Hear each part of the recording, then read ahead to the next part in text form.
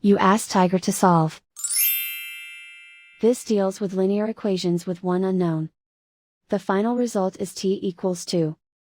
Let's solve it step by step. Group all t terms on the left side of the equation. Subtract 11t from both sides. Group like terms. Simplify the arithmetic.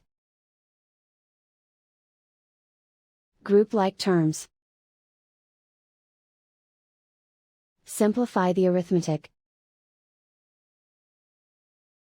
Group all constants on the right side of the equation.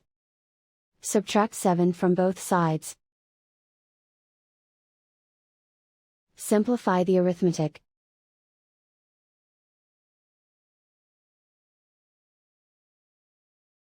Isolate the t.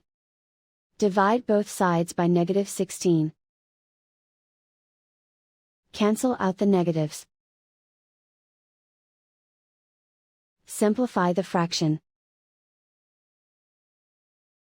Cancel out the negatives. Find the greatest common factor of the numerator and denominator.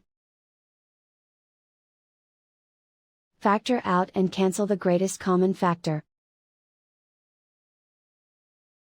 And so the final result is t equals 2.